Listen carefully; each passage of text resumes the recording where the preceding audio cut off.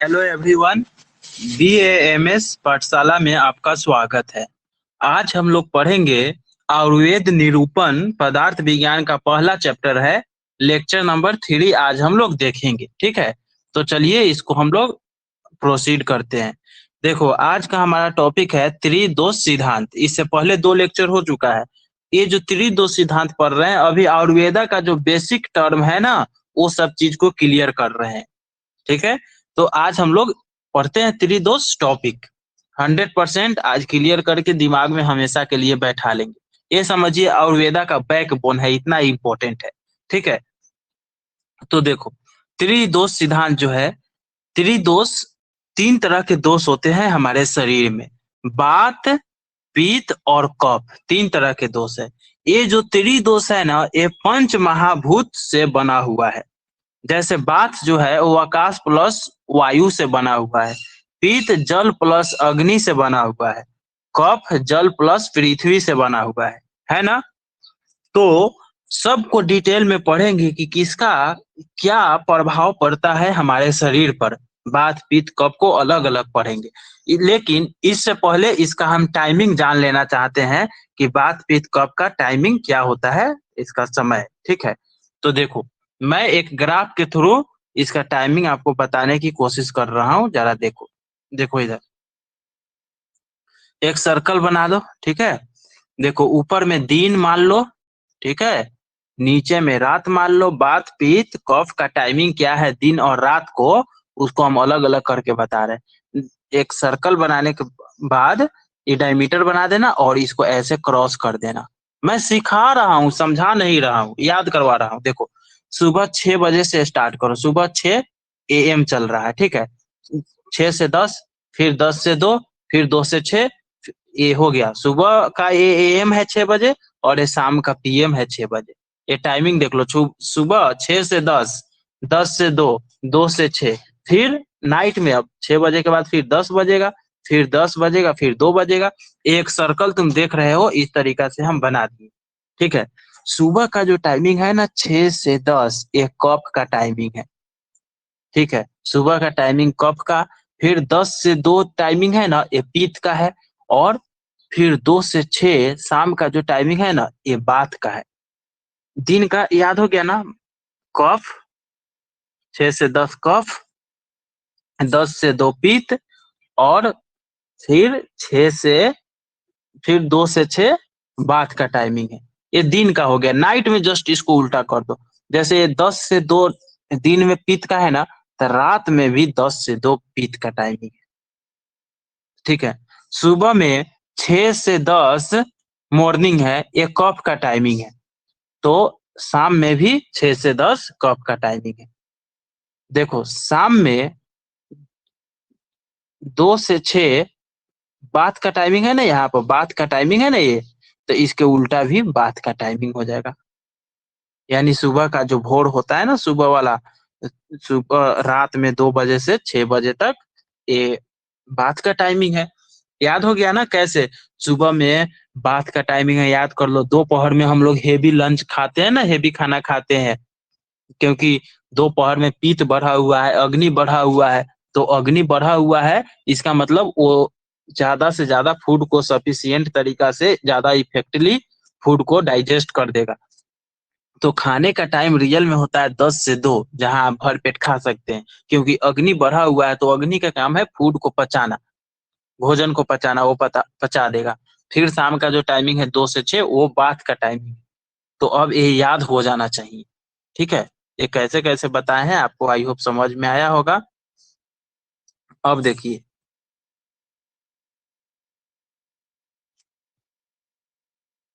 देखिए यहाँ देखो, उसी चीज को यहाँ बताने की कोशिश की है।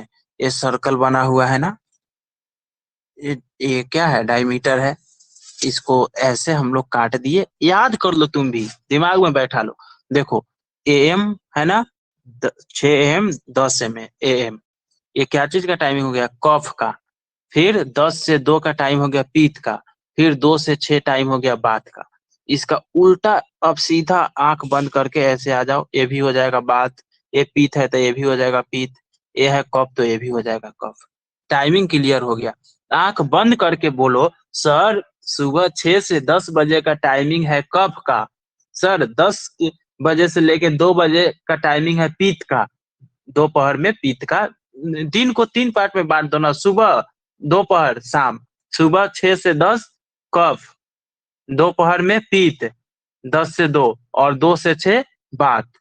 नाइट में भी सेम टू सेम 2 से 6 टाइमिंग है बात का, तो नाइट में भी 2 से 6 होगा बात का। 10 से 2 पित्त का टाइमिंग है, दिन में था, रात में भी 10 से 2 पित्त का टाइमिंग है ना? देख लीजिए, देख लीजिए, बात बात, पित्त पित्त, कफ तो कफ, इसी में सीधा उल्टा कर देंगे। ये चीज है, आई होप समझ गए होंगे, इसमें ज्यादा हम टाइम नहीं दे सकते हैं। अब सुनिए, चलिए बात क्या है उसको डिटेल में हम लोग जानते हैं। देखो, बात, वायु और आकाश, इस दोनों तत्वों को मिलने से बात बनता है, ठीक है। देखो, बात दो सबसे अधिक महत्वपूर्ण माना गया है।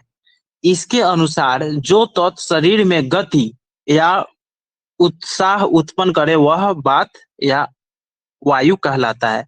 बात का मेन काम क्या है कि वो देखो, बॉडी में जहां जहां कैविटी होगा, खाली जगह होगा, वहां वहां हवा भरा हुआ रहेगा, और हवा का काम है मूव करना, गति देना। तो कोई बात का अगर मेन चीज बताया कि बात का क्या काम है, तो बोलिएगा यह हमारे शरीर में गति या उत्साह उत्पन्न करता है, ठीक है। शरीर में होने वाली सभी प्रकार की गतियां इसी बात के कारण होती है। मेन पॉइंट हो गया, बात है क्या करता है शरीर में। तो बात का जितना भी गति देने का काम होता है, सब बात का होता है। जैसे हमारे शरीर में रक्त संचार होता है ना। शरीर के अंदर मौजूद जितने भी खाली स्थान है, वहां वायु पाई जाती है। शरीर में किसी एक अंग का दूसरे अंग के साथ जो संपर्क है, वो भी बात के कारण ही है। सिंपल, बात का काम है गति देना। बॉडी में जितना भी खाली जगह है, वहां बात पाया जाता है ना। बात इतना प्रभावशाली है कि यह दोषों को एक स्थान से दूसरे स्थान तक पहुंचा देता है। दोष, किसी भी तरह का प्रॉब्लम है, बीमारी है, उसको बढ़ा हुआ है तो ये और बढ़ा देता है। हवा का काम है गति देना, उसको एक जगह से दूसरे जगह ले जाता है। इसके कारण अगर उस जगह पर पहले से ही कोई दोष मौजूद है, तो वो और बढ़ जाता है ना। ठीक है। जैसे देखो, बात का क्या काम है, खून का संचार करना, पसीना या मल मूत्र निकालने की प्रक्रिया में ही बात का ही ये सब काम है, ठीक है। अब बात शरीर में कहाँ कहाँ पाया जाता है, देखो, इसको मैं इरेज कर देता हूँ, आप स्क्रीनशॉट ले सकते हैं, ठीक है। पीछे पढ़ाए हैं, स्क्रीनशॉट भी ले सकते हो। चलो एक बार फिर से दिखा देते हैं। यहाँ से आप स्क्रीनशॉट ले लो, नोट्स हो गया।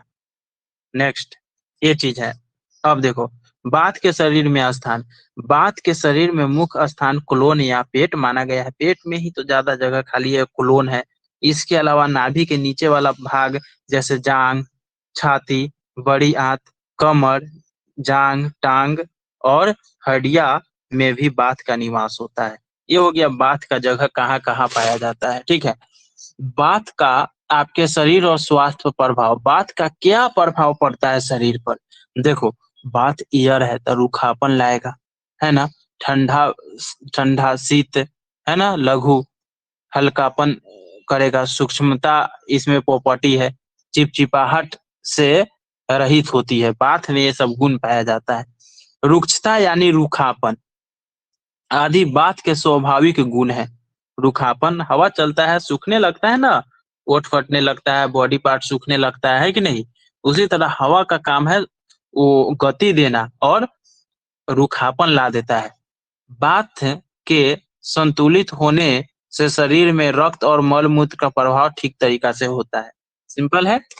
देखिए, बात प्रकृति वाले लोग में निम्न लक्षण पाए जाते हैं। जैसे जिसमें बात प्रकृति है, जिसमें बात बढ़ा हुआ है, उसमें उसके शरीर में रूखापन पाया जाएगा, दुबलापन होगा, धीमी और भारी आवाज, ठीक है, नींद की कमी, ये सब चीज लक्षण मिलेगा उसमें। निर्णय लेने में जल्दीबाजी करते हैं, जल्दी क्रोधित हो जाते हैं, चिढ़ जाते हैं, जल्दी डर जाना, बातों को जल्दी समझकर फिर जल्दी से वो भूल जाते हैं। ये सब लक्षण पाए जाते हैं जिसमें बात बढ़ा हुआ रहता है। देखो बात का समय क्या है, आपको तो याद हो गया होगा समय, 2 से 6 AM में भी और PM में भी।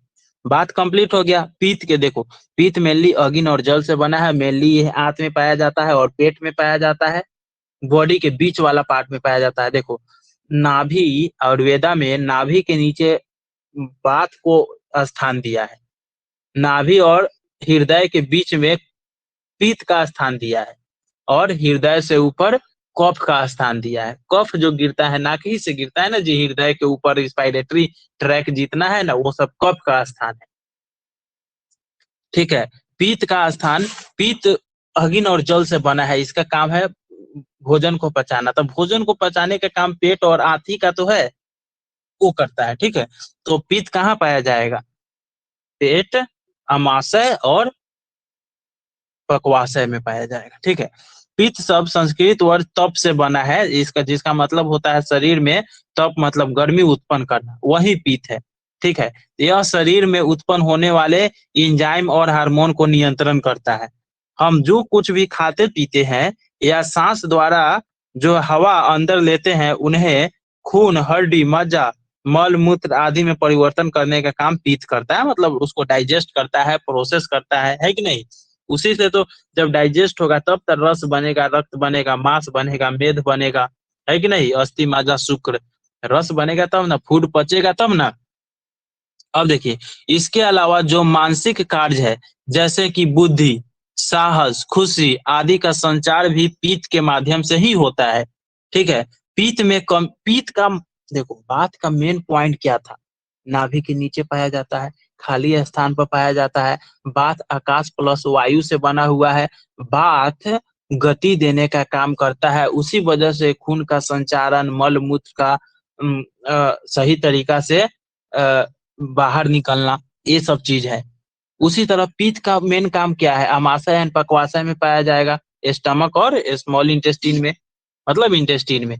पित्त का काम है भोजन को पचाना। जब भोजन बनेगा, आपको अगर आएगा डिटेल में लिखने के लिए तो आप बना के लिखेगा कि अगर भोजन पचेगा तब तो आपका रस, रक्त, मांस, मेद, अग्नि, मज्जा, शुक्र जो है वो बनेगा, तब तो शरीर को पोषण मिलेगा। पित्त, देखो पित्त में कमी का सीधा मतलब है पाचन की कमी होना, ठीक से पाचन नहीं होगा। अगर शरीर में पित्त दोष ठीक अवस्था में नहीं है, तो वह सीधा मतलब आपके पाचन तंत्र में गड़बड़ी है। पित्त ठीक नहीं है मतलब आपका पाचन तंत्र गड़बड़ी है। ऐसा लोगों को कब्ज से जुड़ी समस्या ज्यादा होती है। जिस व्यक्ति के शरीर में पित्त दोष ज्यादा होता है, वह पित्त प्रकृति वाला कहलाता है।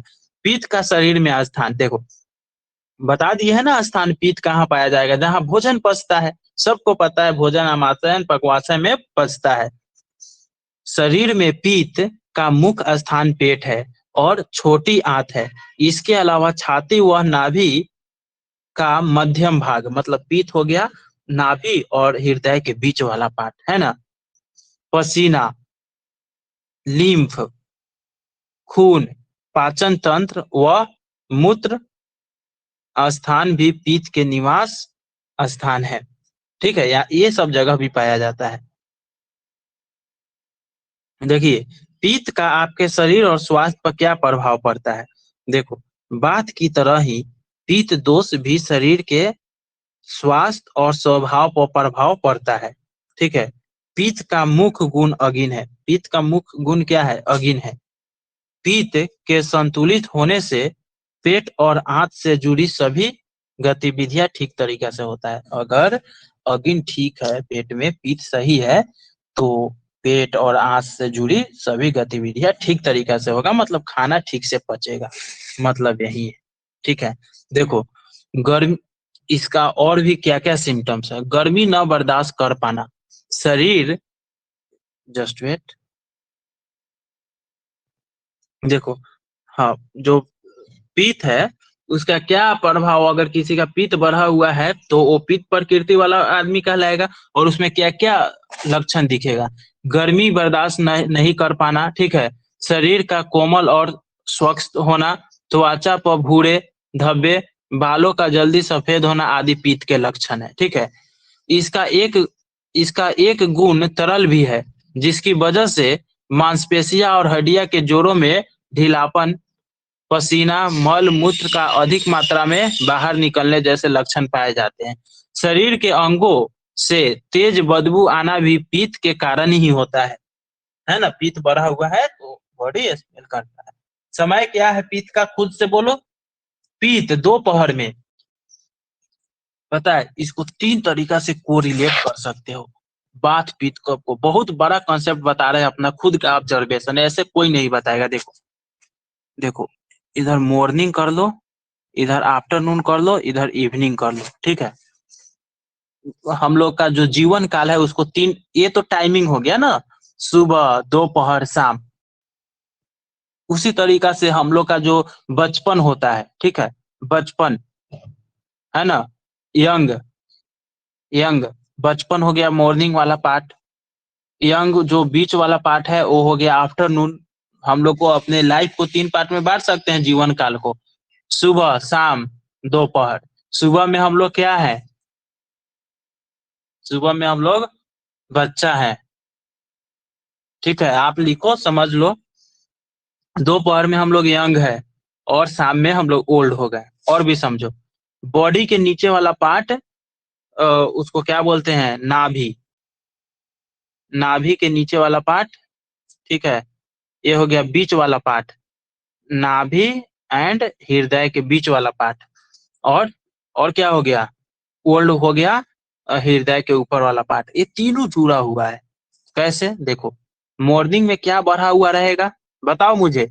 मॉर्निंग में कफ बढ़ा हुआ रहेगा, ठीक है, सुबह 6 से 10 बजे तक कफ बढ़ा हुआ है।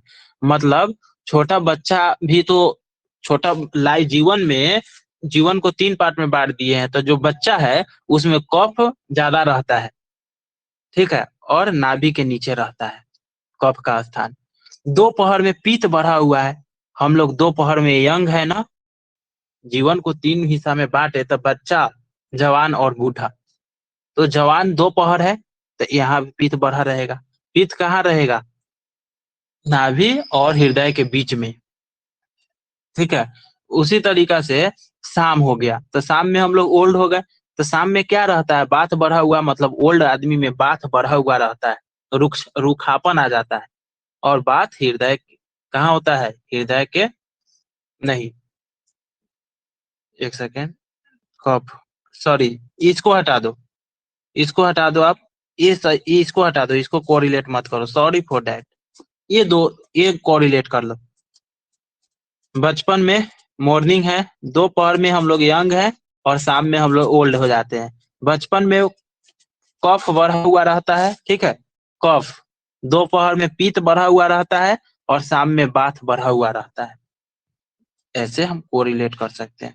अब सुनिए, अब हम लोग कफ के बारे में पढ़ेंगे। कफ पृथ्वी प्लस जल से बना हुआ है।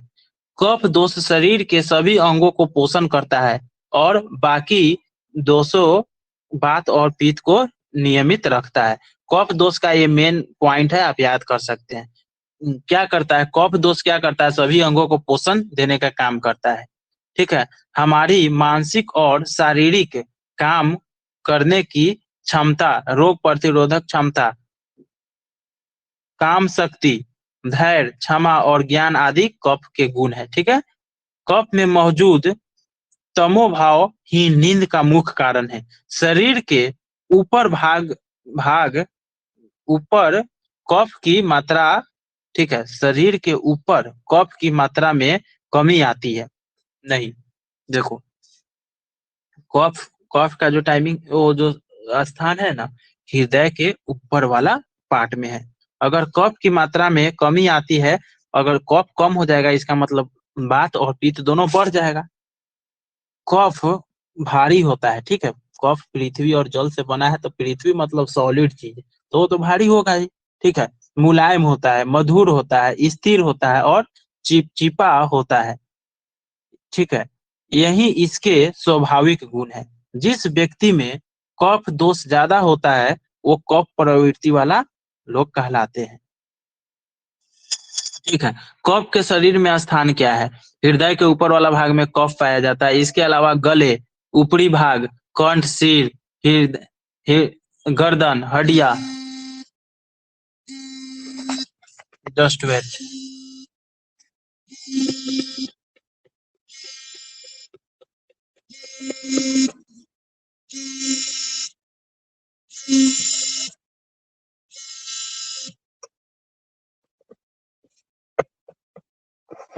ठीक है, इसके अलावा मतलब रिस्पायरेटरी ट्रैक में पाया जाता है, हृदय के ऊपर वाला भाग में। ठीक है, कंठ, सिर, गर्दन, हड्डियों के जोड़े, पेट का ऊपरी हिस्सा और वासा, यह सब कफ का स्थान है, देख लेना। ठीक है, देखो कफ का शरीर पर क्या प्रभाव पड़ता है। कफ प्रवृत्ति वाले लोग में निम्नलिखित लक्षण पाए जाते हैं, जैसे कि भूख, प्यास और गर्मी कम लगना। ठीक है, पसीना कम आना, शरीर में बीर की अधिकता अधिकता, जोड़ों में मजबूती और स्थिरता, शरीर में ढीलापन। ठीक है, और शारीरिक अंगों में चिकनाहट इनके मुख्य गुण है। सिंपल है।